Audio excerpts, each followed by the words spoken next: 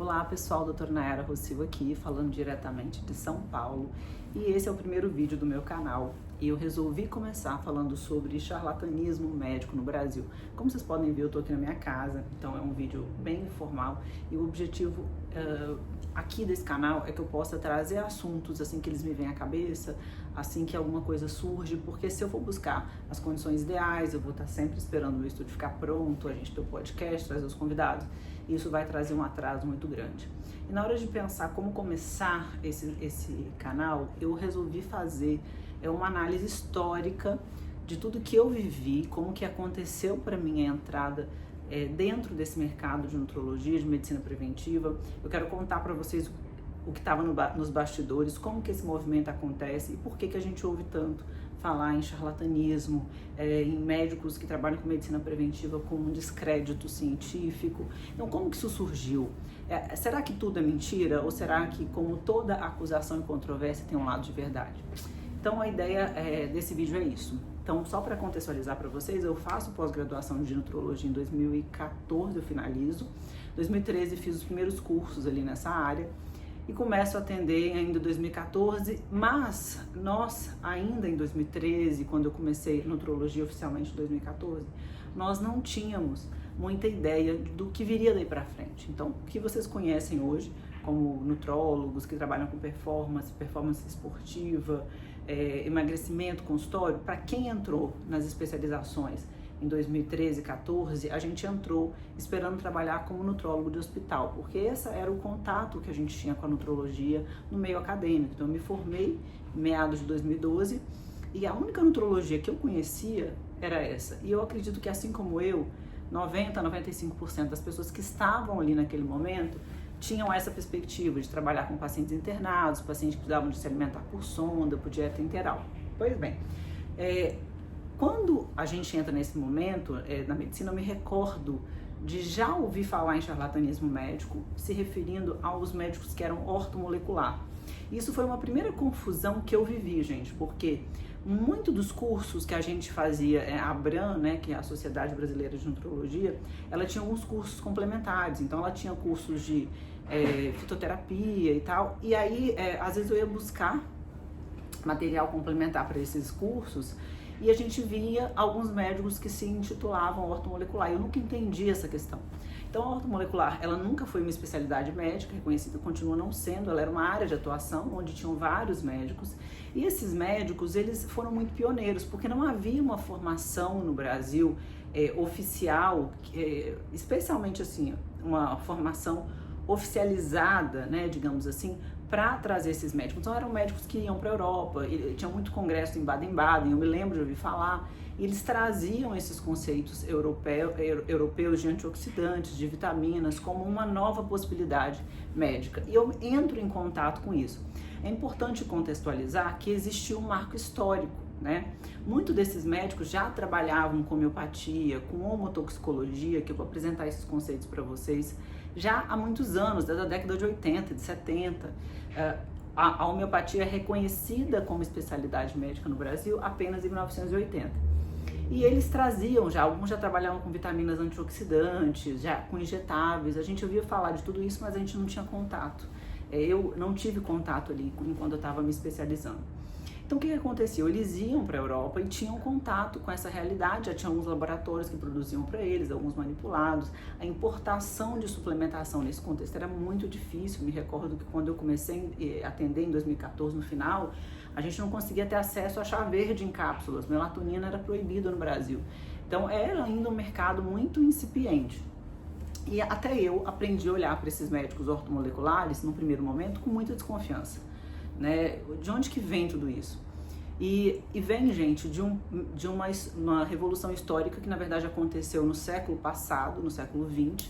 Então no início do século XX a gente tem 3 movimentos acontecendo na Europa e que são importantes de trazer. Quando a gente pensa em medicação, então se a gente pensar, por exemplo, na metformina, no Glifage, ele é um medicamento alopático, então ele é remédio mesmo. Né? Quando a gente tem um extrato de uma planta, ele é uma fitoterapia. E o que é a homeopatia? Ela é uma diluição, né, muito grande desse medicamento alopático, né? Então ele é como se fosse um remédio diluído em muitas partes. Quando existe uma concentração de diversas diluições, a gente chama de homotoxicologia. Então, existiam pessoas que estavam estudando outras formas de tratar doenças comportamentais e com diluições e com tratamentos diferentes em vários momentos na Europa. Então, a gente tem ali por volta de 1930, que é quando a gente começa a ter relatos de Heckweg, que era um cientista alemão, que traz esse conceito da homotoxicologia. Então ele começa a estudar as toxinas do nosso corpo como derivados da alimentação, como a própria fumaça, como a indústria, né, trazendo essas toxinas como os grandes causadores das doenças, né? Lembrando que nesse momento a gente não tinha conhecimento nenhum de DNA, a gente não tinha nem sequer uma microscopia tão evoluída. Então o Heckweg ele foi trabalhando por observação. E no conceito dele, essas toxinas elas infiltravam o sangue, depois elas iam para o meio extracelular, depois elas atravessavam a membrana da célula, até que elas alteravam o funcionamento interno ali da célula, as enzimas, e com isso elas causavam as doenças, inclusive as doenças crônicas. Se vocês conhecem o laboratório Rio HEEL, que a gente tem vários remédios homotoxicológicos que estão na farmácia, o Nux Vômica, Linfomiosote, eu acho que a gente tem a Arnica da Rio ainda, ele é criado pelo Heckweg nessa época. Então é um laboratório aí que já está fazendo um século. Então esses conceitos começam a vir também nunca reconhecidos no Brasil como uma especialidade médica, gente, à luz de observação, tá? Então tem a medicina antroposófica, que acontece também em paralelo, olhando, e que é então um pouco mais complexo, porque ela olha as fases da lua, como que a planta, mas que a planta ela foi criada e colhida na lua tal, era um negócio extremamente complexo, mas é também uma parte da fitoterapia. Então quando eu começo a fazer ali em 2014 esses cursos de fito, eu entro em contato com algumas questões da medicina antroposófica, que é uma medicina linda, mas complexa também. A Veleda, WE2LEDA, que a gente compra vários produtos para criança, hidratante, ela é uma indústria que ela traz conceitos homeopáticos e antroposóficos, criado pelo próprio Rudolf Stein, que é o criador da medicina antroposófica, também no início do século passado. Se não me engano, já tem mais de 100 anos, tem 1920, se não me engano. Então esses movimentos eles aconteciam, porém no Brasil, gente, as pessoas no início do século XX, elas morriam de infecção puerperal, as mulheres morriam no parto, as crianças morriam de mortalidade infantil, doenças infecciosas. Não era uma preocupação para a saúde pública no nosso país, para toda a formação do SUS, que a gente sabe que acontece só mais no final do século, olhar para essa questão de antioxidantes, vitaminas, entende? Eles estavam preocupados em sobreviver, em prolongar a vida, independente de ser com doença ou não. Então, alguns médicos foram pioneiros e começaram a trazer esses conceitos. E eles foram considerados charlatões. Por trazerem inovação, por não estarem olhando talvez para os conceitos que eram os mais importantes naquele momento. Mas é importante dizer que eram caras visionários, né? Hoje eu vejo isso. Eles enfrentaram um sistema no momento ainda à sombra da medicina do DNA, que veio muito depois, eu vou contextualizar. E a gente ouvia falar sobre essa medicina ortomolecular. Existiu também muitos médicos que trabalhavam-se no limite do charlatanismo. Então a gente teve reportagens que denunciavam, mostravam essa oportunidade ali do mercado. E eu acho honestamente, gente, que isso existe em todas as áreas, sejam sendo médicas ou não, especialidades médicas diversas. Sempre vai existir pessoas que agem com foco puramente comercial e sem a seriedade no que eles representam. Mas essas pessoas, elas foram todas englobadas no mesmo pacote e foram muitas vezes motivo de chacota, motivo de engodo, por eles serem essas pessoas que trouxeram essa revolução, né, em termos de medicina no Brasil. Porém, o que acontece no início do século XXI, por volta de 2000, 2003 ali, né? Eles começam a decodificar o genoma humano e aí sim, gente, surge a comprovação científica da ação de vitaminas, de alimentos no nosso DNA. Então a gente chama isso de nutrigenômica. Então, muito dessas teorias lá do século passado, de como que essas toxinas agiam no nosso DNA, de como que as vitaminas agiam, que eram observacionais, elas começam a ter uma comprovação científica no século atual, tá? Nesse momento, a nutrologia como especialidade médica toma uma nova vertente. É interessante dizer que eu entrei em medicina em 2006, formei em 2012 e eu não ouvi falar de nutrigenômica, nutrigenética na faculdade. Esse conceito já existia, ele era novo quando eu entrei, né? Então a gente descobre o DNA em 2003, essa comprovação do nutriente a partir de 2006, 2007, mas isso não chega nas faculdades, talvez esteja chegando agora. Então existe um atraso histórico, né? Tanto pela nossa sociedade quanto pelas dificuldades até tecnológicas, né? Que não eram tão fáceis como são hoje. Então, quando eu entro em nutrologia, em 2013, é a primeira vez que eu tenho contato com essa questão do nutriente como salvaguarda do nosso DNA, o estilo de vida, enfim, como comprovação. Então, a gente começa a olhar para uma medicina que é verdadeiramente preventiva porque ela age no DNA, né? Então, também quem entrou na nutrologia nesse primeiro momento foi e por muitos profissionais, atacados como charlatães. É importante dizer que mesmo dentro da nutrologia, especialidade médica reconhecida hoje, né, pela própria Sociedade Brasileira de Medicina, ela tem muitos vieses. Então tem pessoas que trabalham muito no campo atlético e aí tem uma pegada hormonal também, talvez um pouco mais forte. Outros que trabalham com essa questão da longevidade, que é o meu foco. Eu sempre falo assim que tudo que chega para mim é importante, mas o meu propósito é aumentar o health span, que é a qualidade de vida e a longevidade desses pacientes, independente do quadro inicial que o fez trazer até mim.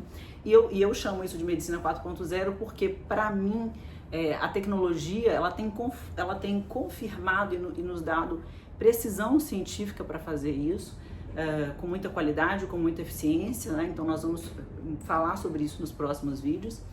Mas naquele primeiro momento, ali em 2013, 2014, a gente vivia uma outra revolução em paralelo, que é a revolução da tecnologia. Então a gente começa até as redes sociais. E é bem verdade que muitos colegas que foram pioneiros na nutrologia, de consultório, no emagrecimento, nessa nova versão de olhar nutrigenética, nutrigenômica, também eram médicos jovens e com mais familiaridade ali com a tecnologia, como o próprio Sorrentino foi essa voz e né, para medicina integrativa e para nutrologia. O Vitor foi meu colega de sala em nutrologia na Abram em 2014. Então, o que aconteceu? Nós fomos também muito intensos nas redes sociais, o que trouxe uma reação de quem dominava a narrativa naquele momento, que era o mainstream, que era a medicina tradicional, de que isso tudo ainda não tinha comprovação, de que vitamina D não era para usar dessa forma, que podia morrer de intoxicação. Pode, mas o contexto ele é muito acima do que era dito. Então, a rede social ela aproxima do público desses novos conceitos e isso traz uma estranheza e uma reação muito mais forte da própria comunidade médica, que começa a fiscalizar isso muito mais intenso. Eu vivi isso no primeiro momento ali, depois eu vou falar de como que isso já mudou e o mercado mudou também. Quem chega hoje nesse mercado já não tem as mesmas oportunidades, mas também não tem o mesmo movimento contra da mesma forma. Mas a tecnologia nos aproxima. Eu me recordo que em 2015 eu fui para um congresso nos Estados Unidos da M4M, que é a Sociedade Americana de Anti-Age, que trazia vários profissionais, e o Dr. Daniel Amen, que hoje tem aí 4 milhões de seguidores nas redes sociais, é um neurologista super famoso nos Estados Unidos por trabalhar com esse conceito da nutrologia e da alimentação dentro da neurologia. Então, como que telas, como que a alimentação, como que o excesso de dopamina, como que a própria cafeína alteravam as questões neurológicas. E eu me recordo de ter assistido a primeira palestra dele e conhecer ele naquele momento.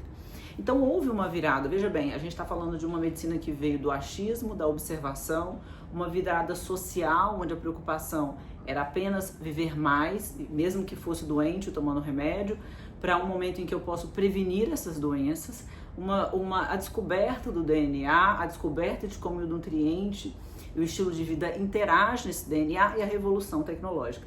Então, eu tenho ali que 2013, 2014, a gente tem um ponto de inflexão e eu vou contar para vocês nos próximos vídeos de como que tem sido tudo isso, como que a gente viveu esses ataques, como que a gente vive isso e como que isso já mudou nos próximos vídeos.